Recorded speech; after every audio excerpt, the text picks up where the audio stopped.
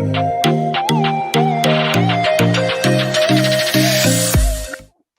now we have 5 women from all across the globe. Can you guys introduce yourselves for the Island Gyals, please? Hey everyone, my name is Firdaus. I'm from Morocco, but I live in Spain, and I'm the youngest one here. I'm 17 and I'm a human rights activist and a podcaster.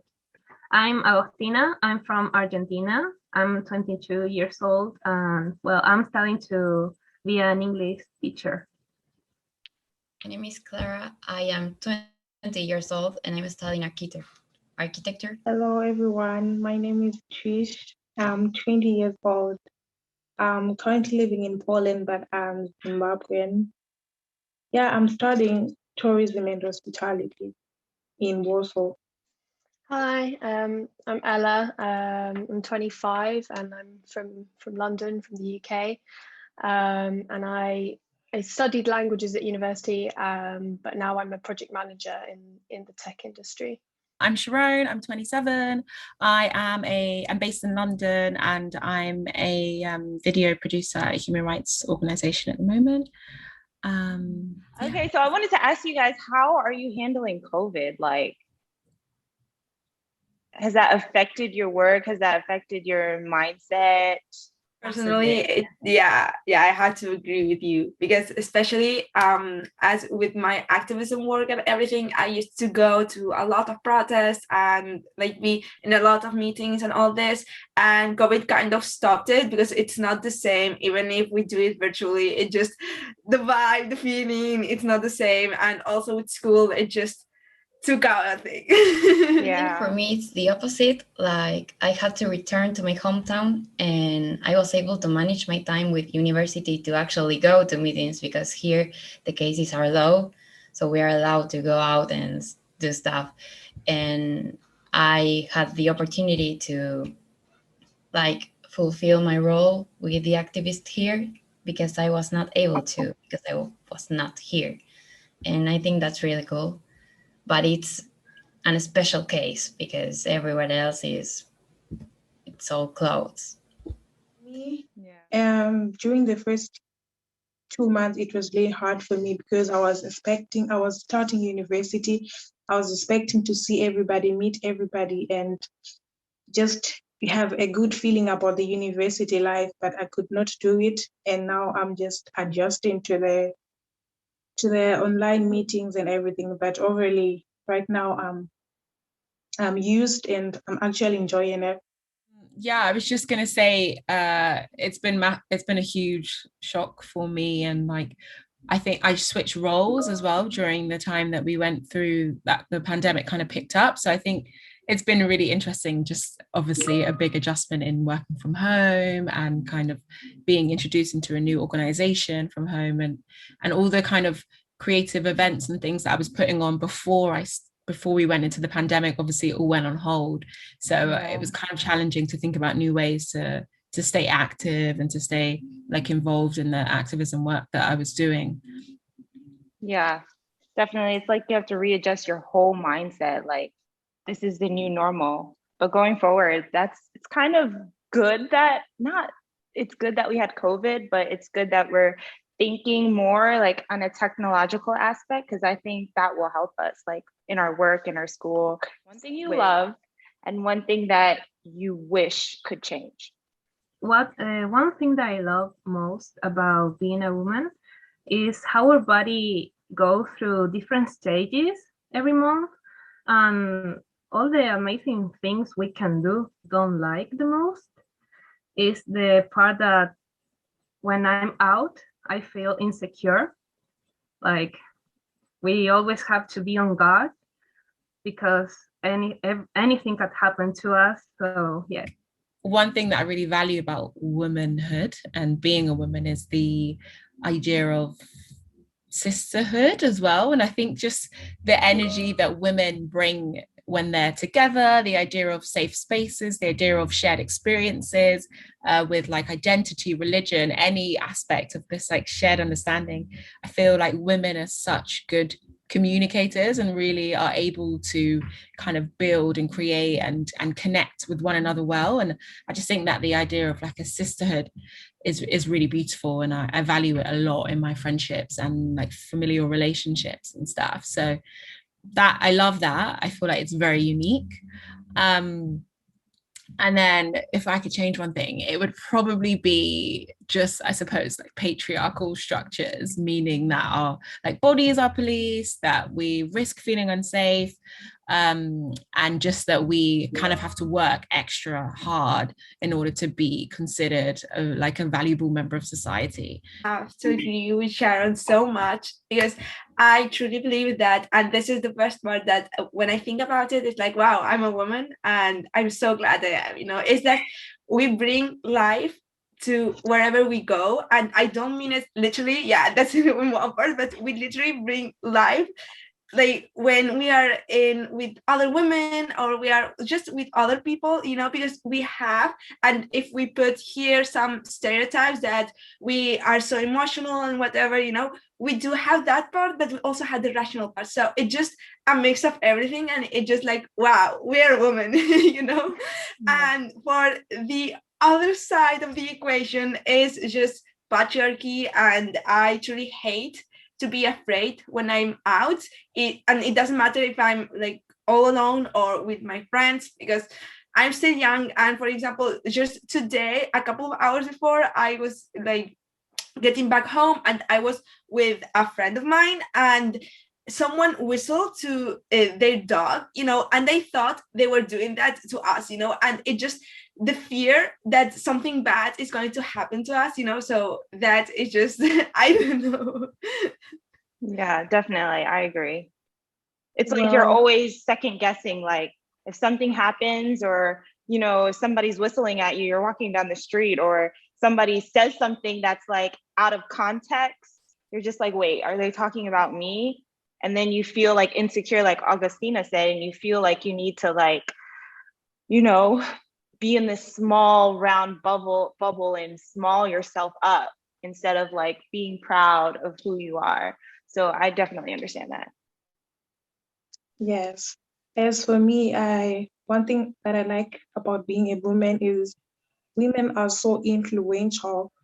Behind I feel like we have that drive to influence, whether it's bad or good, but I just love the drive that we have, the influence. Just, let's say, look at it from how Eve influenced Adam to eat the apple. I mean, it's in our genes, it's in us to influence, whether you're a sister, you are a mother, you are a wife, whatever it is, we just have that influential thing in us. So I just love how influential we are, even if we are not on the front line, but we always have that influence to whosoever, even men, we influence them. The other side, I wish I could change the hormones that we have during our periods, like during that time of the month, we have mood swings. We are so moody. I wish I could change it, because let's say you're in a workplace, people do not accept it well, especially in the male-dominated societies. They do not know, like, we have our days, we have moodies, we have mood swings, so they do not understand this and do not accept us. So I just wish we could change it. So I don't know, but that's it. Of jobs. Speaking on what Trish was saying, do you guys believe that we should have time off for our menstrual cycle, like in the workplace? I do not experience like heart pains or anything, but I have friends that do, and like that there's a medical reason that cannot be changed. It's like that, and their solution is basically just go with it and do what they can when they should be in bed, because they can't do anything. I mean, it feels like if you were to give birth for them, it's horrible. It's really painful. And I mean, how can you work like that? I don't know. True. Yeah, I definitely think that you should be able to take, time off work for any kind of serious menstrual pains. it should just be treated like any other, like being unwell for any whatever other reason. I also think that it's a really under investigated field, and I don't think there's enough study going on in terms of looking at ways to relieve menstrual symptoms and ways to kind of improve I guess women's experience of it. At the moment we're just told to take a bunch of painkillers, but I think that a lot more work needs to be done into that. How much are these painkillers really helping you? Because it's really bad for your body if you think about it. And on the other side, if you go like holistically, it's not necessarily solving the problem either. So I definitely agree with what you're saying, Ella. That menstrual pain is most of the times like when we talk about mental health, and for example having like anxiety, like severe anxiety or severe depression, we are still expected to go to work, to go and like continue with our lives, you know, as if nothing is happening, you know. And I a lot of the times I kind of think about it and just stop and be like, hey, if something was happening and everyone could see it, like for example I had a really bad like fever, or like I was just trembling so much, no one would allow me to go to work, you know, or to school, because especially now with COVID, for example, we can't go to school if we have a fever, you know, or we just have COVID symptoms, you know, even if they are just a flu or something, you know. So why isn't it the same for menstrual pain? You know, I have severe menstrual pain, and the first couple of days I can't like move from my bed, you know. So it just, why, you know, I don't know. I mean, so I work in a very male dominated industry, like the tech industry is quite male heavy, and my company is actually quite progressive in the sense that it does have a really high number of female employees. But I don't know how it works in your guys' countries, but generally salaries is a kind of like secretive subject, so I actually don't know what my male peers are earning. I do know, however, that I live in a house with 3 men and they all earn more than me, despite the fact that we have the same level of qualifications, and if anything I have more responsibility in my job. So I guess that is kind of an example, but I definitely think there needs to be a lot more transparency if we want to solve the problem. Definitely, because sometimes even some companies, they have like policies where you cannot share how much you make. It's against company policy. If you do, you get fired or a lawsuit or whatever it may be. So I mean, that's kind of stopping us from actually fixing the problem, like Ella said. Would you speak up or leave the job? What would you do? I think I always find conversations about like money really uncomfortable. And again, that kind of speaks to what you were saying, Ella, about just having more transparency. If people were a lot more open about this, perhaps us, particularly as women, would feel more comfortable opening up about money, or asking for money, asking for a pay rise, like questioning the structures of things in place. So I think, me personally, I know I find it so incredibly awkward talking about money with people, especially if it means that I'm getting shortchanged or something. So I think it's one of those things that I would probably speak to a lot of my friends first before going forward, and maybe would like compose an email and kind of raise the issue. But I think it's hard because as women, you're encouraged, well, I don't know, it's so natural for us to doubt ourselves so much more. I don't know if anyone else can relate to this, but I feel like because you think you're overcompensating as a woman, you therefore doubt yourself so much more. So even the act of being completely shortchanged like that, I think you'd still doubt whether, for me particularly, I would doubt whether or not I should say something, or whether it might be received badly, or everyone would just think I'm super angry or like a raging woman in the workplace. And there's just so many other things and components that you really do have to consider. So I'd like to think that with the kind of support of my friends and things, that maybe I would say something, but ultimately it's probably not something I would mention to other colleagues and things, because I just find it so awkward. And that's what we need to like unlearn and change, isn't it? Definitely.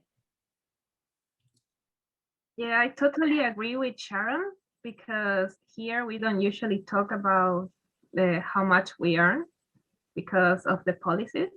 So I don't usually talk about this unless it's with my friends, because at work will be very awkward and I'm afraid of what can cause. It's kind of made like a taboo subject, is so that people can't talk to each other and encourage one another to ask for pay rises. Because I think if I knew like concretely that all my colleagues were earning more than me, I would be much more confident to go and ask for a pay rise. But when you're not basing it on anything and you just think, oh, I deserve more, that takes a lot of like self-belief and confidence to do that. So definitely. Okay. Yeah, and go ahead. No, go ahead. No, I also think that most of the times when we don't speak up about these issues is because we start thinking about the responsibilities we also have, you know. So it just, for example, and this is something that happened to someone I know, you know. So they kind of realized that they weren't getting paid well, you know. See that those environments can be toxic, not just in the pay, but in conversation, socially. I have not worked yet because I'm with uni and I don't have time, but it has happened everywhere I go. When I went to high school, for example, and they were more males, it usually happened that I was kind of their friend, but when something bothered me, I was not taken serious because I was a woman, because I was supposed to be their friend and they did not care. And I see that the level of respect they had within themselves was totally different. That's what happened to me, at least. Did have this male predominant class 2 years ago. It showed that they kind of had these inside jokes, you know, and if like a woman classmate spoke up about anything, they were just like, are you on your period, you know, or some stupid thing. But yeah, I do believe that male predominant like environments in general tend to be toxic, not all of the time, but it's just kind of a rule. I don't know. Yeah. Just talking about kids or age, let's say, and we think a completely different way. I can't even imagine, like, if you are 30 and you are working somewhere else, how that must be, because I experienced it and I'm 20. So this Instagram video, and she was like basically making fun of how women are always saying thank you, so she didn't put thank you in the email, so she was doing something. And that is such a huge aspect as a woman, when we talk about in the professional industry, how we send emails. It's really like, sometimes you want to be like, thank you so much, for your time, but when you see other men, they don't send emails. They just, this is what it is, that's what I want, done. Yes. I don't know if you guys have had that experience. Yes. So and I'm quite aware of what I write on emails, depending on who is going to read that, you know. So for example, when we were exchanging emails, like when I was writing to you, I love writing thank yous and like appreciate your time and all this, you know, because I know that I'm talking to a woman and she will not see that as something like negative, and that I'm just like, oh yes, thank you so much, you know, and they have no idea what I'm doing, you know. But when I'm writing it to a man, even like be a teacher, a classmate, a co-worker, or anything, I tend, it's not that I seem rude, because I do put thank you at least when it's necessary, you know, when if you take it, it just doesn't sound good. But I don't put, for example, thank you at the beginning, in the middle, and in the end, you know. But yeah, I still have that courtesy, you know, because I don't want to come off as like a bad person, because I'm not, you know. So yeah, it's just that, to limit the thank yous and the pleases and this.